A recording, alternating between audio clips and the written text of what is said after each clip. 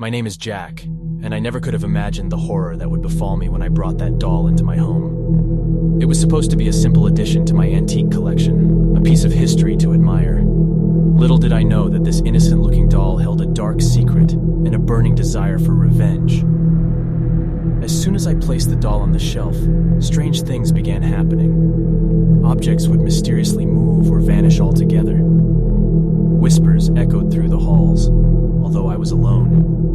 Late at night, I would hear faint giggles as if a child were playing nearby. But I had no children. I lived alone. Slowly, the doll's malevolence revealed itself. One night, as I lay in bed, I heard the pitter-patter of tiny footsteps approaching. Fear gripped my heart as I realized they were getting closer and closer. My eyes frantically searched the darkness, focusing on the doll sitting on the shelf, its porcelain face contorted into a wicked grin.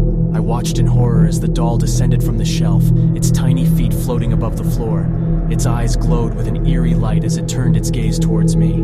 Frozen with fear, I couldn't move, couldn't scream for help. The doll's vengeance was about to be unleashed. With a sudden burst of speed, the doll lunged at me, its small hands wrapping tightly around my throat.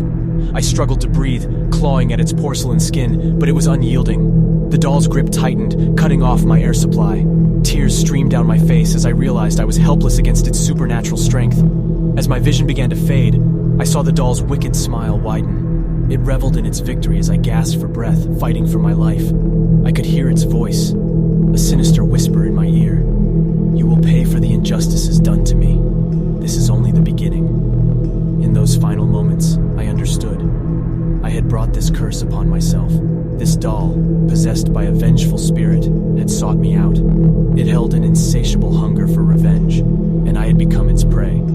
Now, as I plummeted into the darkness, I realized I would never be free from its grasp. The doll's revenge was complete, but its malevolence would live on, seeking out new victims to fall under its wrath. And as my life slipped away, I could only hope that someone would uncover the doll's true nature, break its curse, and put an end to the terror it inflicted upon the world. But until that day came, the doll would continue to exact its revenge.